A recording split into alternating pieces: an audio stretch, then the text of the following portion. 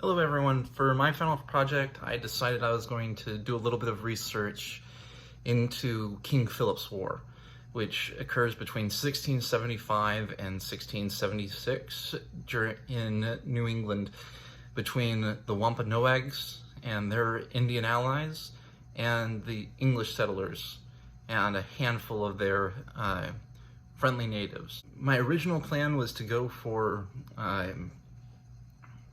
taking a look at sermons throughout the course of the war to see how the Native Americans were portrayed. I know it's kind of a long overdone trope, but what was strange is that very few English Puritan sermons are recorded in any accessible database that I could find, especially during that time period. I mean, if you search the Salem witch trials, you'll find tens of thousands of results, but King Philip's War, not so much.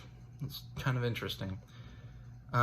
So I quickly had to change the scope of my research.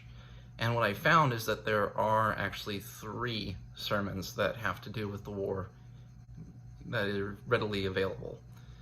2 of them are by the same man. His name is Increase Mathers, or Mather, my bad.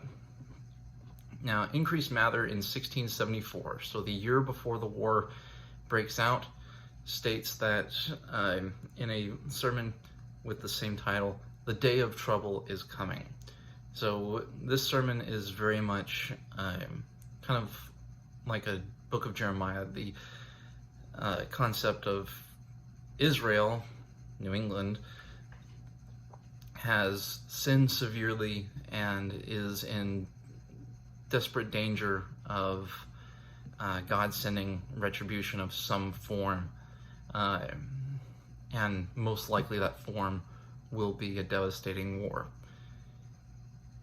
It ends up being kind of prophetic, because New England is utterly destroyed.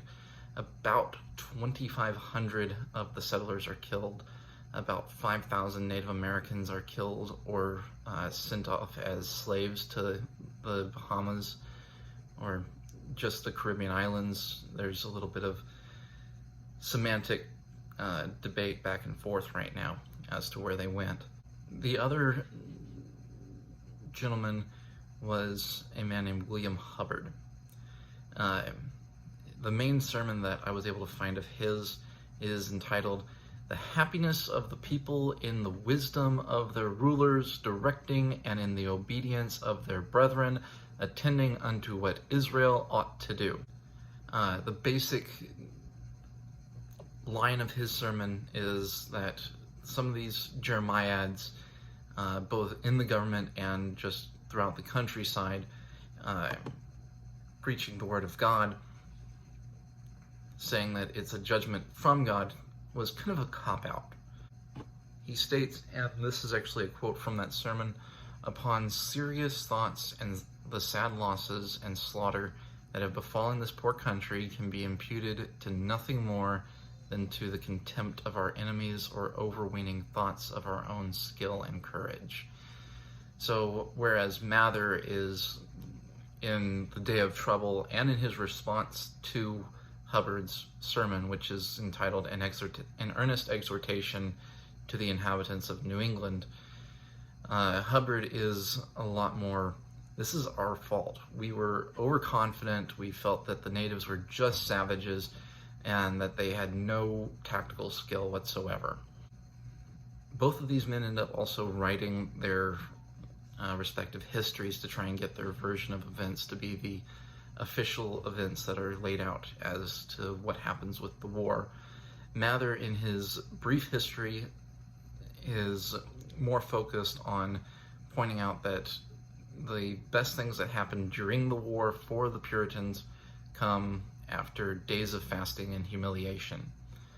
Whereas Hubbard is a little bit more meticulous. He's a little bit more, if you are interested in military history like myself, Hubbard's history is the one to go to, because he's going to talk a lot more about the human action, the battles, how they went wrong, and why they went right. Now, that's not saying Hubbard doesn't discount divine intercession. He constantly talks about the hand of providence being involved in the war effort. But it is a lot more of a unbiased opinion to read Hubbard's than Mather's. The difference between the two also came in how they felt the war should be best covered. Mather, as I said, and you can see it in his brief history, is very much interested in more days of fasting, more regular church attendance, a return to true religion. Hubbard sees a lot of what Mather has preached and a lot of Mather's circle kind of believed as a bit of a pharisaical obsession with the letter of the law. And he states, "This grace of our charity, in the complete and perfect exercise thereof, would heal all our divisions, reform all our vices, root out all disorders, and make up all our breaches. We should presently then have better thoughts one of another, for love thinketh no harm." Hubbard is kind of more leaning toward the idea that we should be more accepting. We should not be so quick to judge our enemy based on these preconceived notions that they are savages, and more that they are human beings. I hope everyone's doing all right and staying healthy, staying safe.